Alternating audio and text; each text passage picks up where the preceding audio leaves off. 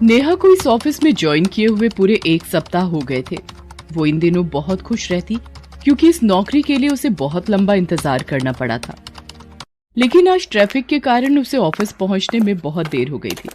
जैसे ही वो ऑफिस पहुंची, ऑफिस बॉय नंदू उसके पास आया और बोला, नेहा मैडम, आपको बॉस ने तुरंत अपनी कैबिन में बुलाया है।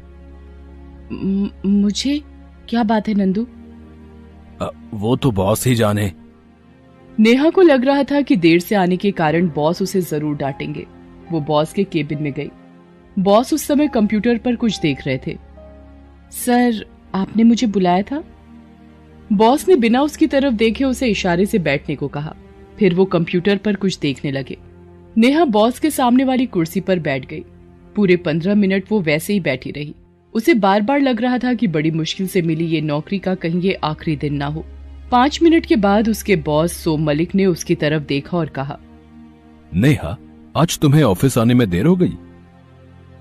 सर, वो आज ट्रैफिक बहुत था, इसीलिए देर हो गई। आज के बाद लेट नहीं आऊंगी सर। अरे नेहा, तुम इतना घबरा क्यों रही हो? मैं तुम्हारा बॉस हूं, तुम्हें काट नहीं लूंगा। Sorry sir. उसके बाद सोम मलिक अपनी कुर्सी से उठा और उसके पास आया और अजीब से अंदाज में उसे घूरते हुए कहा कि तुम इस ड्रेस में काफी हॉट लग रही हो नेहा। सोम मलिक नेहा से लगभग दुगनी उम्र का था। उसके मुंह से अपने लिए ऐसी बात सुनकर नेहा को बहुत अजीब लगा, लेकिन वो तो बॉस थे, उन्हें कुछ वो कैसे बोल सकती थी। तभी बॉस जानबूझकर उसके बिल्कुल करीब आकर खड़े हो गए और कहा कि देखो नेहा, मैं बॉस तो हूं, लेकिन बॉस के जैसा बिहेव मेरा नहीं है। तुम पूरे ऑफिस में पूछ सकती हो कि मैं कितना फ्रेंडली हूं, इसलिए मुझे अपने दोस्त की तरह ही समझो। तो दोस्त? हाँ, दोस्त। और जैसे दोस्त के साथ कंफर्टेबल रहती हो, वैसे ही मेरे भी साथ कंफर्टेबल रहा करो। चलो, अब जाकर अपना काम करो। तुम यंग हो, मुझे तुमसे बहुत उम्मीद है। नेहा जब बॉस के केबिन से निकली तो उसके मन में सुकून तो था, लेकिन एक प्रश्न भी था। वो सोच रही थी कि क्या मलिक सर सच में बहुत फ्रेंडली हैं?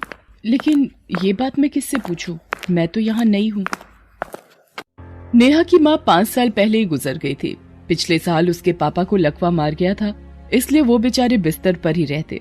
पहले वो काम करते थे तो घर का खर्च आराम से चल जाता था, लेकिन अचानक से उनके बिस्तर पर पड़ जाने के कारण नेहा को पढ़ाई छोड़कर काम शुरू करना पड़ा। नेहा का एक छोटा भाई भी है, रोहित, जो 10वीं में पढ़ता है। यूं कहें कि पूरे घर की जिम्मेदारी नेहा पर ही थी। एक दिन नेहा को ऑफिस से निकलने में देर हो गई। रात काफी हो गई थी। तभी सोम मलिक उसके पास आए और कहा कि नेहा, आज बहुत देर हो गई है, चलो मैं तुम्हें ड्रॉप कर देता हूँ। अरे नहीं सर, मैं खुद चली जाऊंगी। देखो नेहा, मैंने कहा ना कि मुझे बॉस मत समझो। मैं तुम्हारा फ्रेंड ही हूं। अगर तुम्हारा फ्रेंड तुम्हें इस समय घर ड्रॉप करने की बात कहता तो क्या तुम उसे मना कर देती? उसके बाद तो हर दिन का नियम हो गया। नेहा को इतना काम सौंपा जाता कि उसे ऑफिस से निकलने में देर हो जाती। मलिक उसे उसके घर तक ड्रॉप करने जाता। नेहा के घर वालों को भी वो बहुत ही अच्छा लगा, क्योंकि कौन ऐसा बॉस होता है जो इस तरह अपने एम्प्लॉय का ख्याल रखे। कुछ दिनों बाद मलिक अब नेहा को ऑफिस के बाद रेस्टोरेंट भी ले जाने लगा।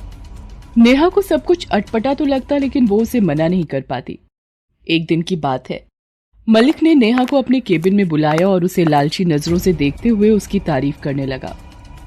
नेहा, तुम बहुत ही सुंदर हो और तुम्हारी सुंदरता को 4 चांद लगाने के लिए मैं कुछ लेकर आया हूं।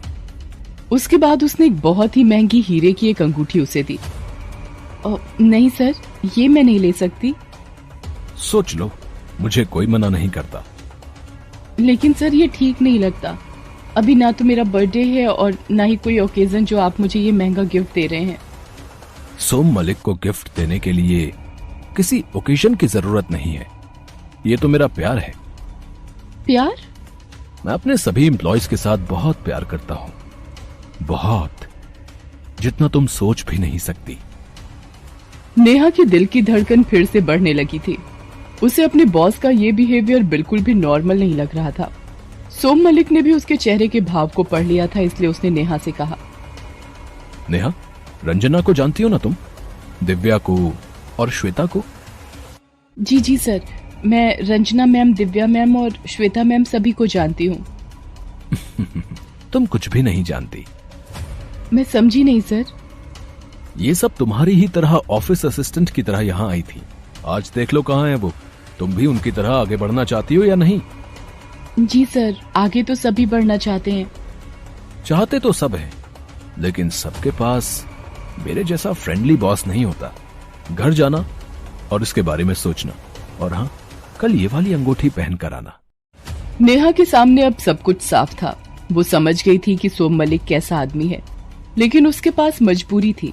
वो नौकरी नहीं छोड़ सकती थी। हाँ, वो एक काम कर सकती थी कि वो बॉस की बात को ना माने। उसने वही किया। उसने अपने सम्मान को चुना।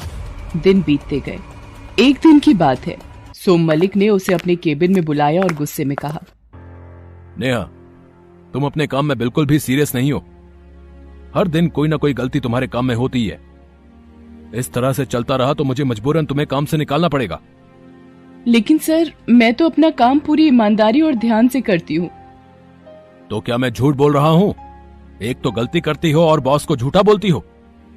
सर, मैंने आपको झूठा कहाँ कहा? चुप रहो, बकवास बंद करो। और ये अग्रवाल कंस्ट्रक्शन की फाइल शाम तक मेरी टेबल पर चाहिए। नेहा अपने बॉस के केबिन से बाहर निकल गई। उसे समझ में आ गया था कि उसके बॉस को आखिर दिक्कत क्या है, लेकिन उसने भी तय कर लिया था कि चाहे कुछ भी हो जाए वो कोई समझौता नहीं करेगी। उसने शाम तक काम पूरा करके दे दिया। उस दिन जब वो ऑफिस के बाहर निकल रही थी, तभी श्वेता मैम उसके पास एक फाइल लेकर आई। श्वेता मैम, आप? नेहा, बॉस ने कहा है कि ये फाइल कंप्लीट करके घर जाना है। लेकिन मैम, इसे कंप्लीट करने में तो बहुत देर हो जाएगी। वो ये बोल रही थी कि तभी सोम मलिक उसके पास आए और कहा, ठीक है, तुम घर चली जाओ, ये काम कोई और कर लेगा। हाँ, लेकिन कल से तुम्हें आने की जरूरत नहीं है। ये कहकर सोम मलिक बाहर निकल गए। उनके जाने के बाद ना चाहते हुए भी नेहा की आंखों में आंसू आ गए। श्वेता मैम अब भी वहीं खड़ी थी। क्या हुआ नेहा, तुम रो क्यों रही हो? कुछ नहीं मैम। मुझसे मत छिपाओ नेहा। मैं जानती हूँ ये राक्षस तुम्हें भी अब टॉर्चर कर रहा है, जिस तरह वो मुझे किया करता था। टॉर्चर? नेहा, सोम मलिक इंसान के वेश में जानवर है।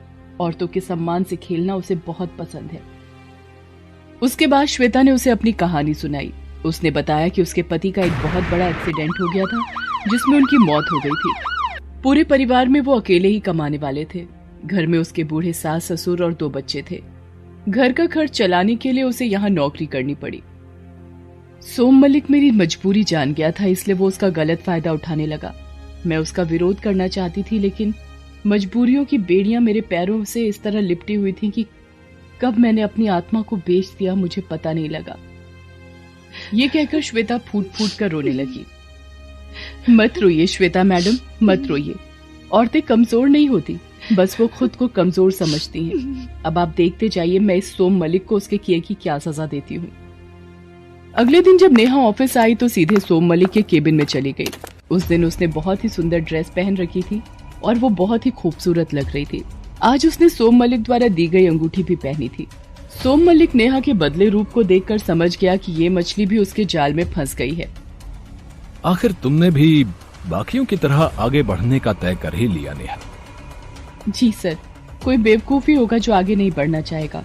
ये तो मेरी किस्मत है कि आपके जैसा फ्रेंडली बॉस मुझे मिला। उसकी बात को सुनकर वो नेहा के करीब आया और उसे एक होटल में मिलने के लिए बुलाया। नेहा तय वक्त पर वहां पर पूरी तैयारी के साथ पहुंच गई थी। उसने उस कमरे में पहले से ही कैमरे लगवा दिए थे और कुछ ऐसी व्यवस्था कर दी थी कि सोम मलिक जो भी करे उसका लाइव टेलीकास्ट हो। साथ ही होटल में पुलिस भी पहुंच चुकी थी। सोम मलिक होटल के उस कमरे में पहुंच गया। नेहा पहले से ही तैयार बैठी थी। वाह, कमाल लग रही हो तुम नेहा। कितना तरसा हूं मैं तुम्हारे साथ के लिए। आज से तुम्हारी तरक्की के सारे रास्ते खुल जाएंगे, जैसे श्वेता, रंजना और दिव्या के लिए मैंने खोले थे। उसके बाद सोम मलिक नेहा से जबरदस्ती करने लगा। अरे अब कैसा शर्माना, मेरे जैसा फ्रेंडली बॉस तो कोई नहीं होगा। लेकिन सोम मलिक की फ्रेंडशिप का वो आखिरी दिन था। उसकी कारगुजारियों के बारे में लाइव टेलीकास्ट के माध्यम से सारे शहर को पता लग गया था। 10 सेकंड के अंदर पुलिस भी अंदर आ गई और उसे रंगे हाथों पकड़ लिया, लेकिन अब भी वो अपनी बदमाशी से बाज नहीं आया। और तो वीडियो को बनाने में थोड़ा मेहनत लगा है यार, तो ये बता दो कि कैसा लगा वीडियो, कमेंट करके यार। मजा आया तो मजा आया तो यार लाइक शेयर सब्सक्राइब कर दो यार, पैसा थोड़ी ना लगता है।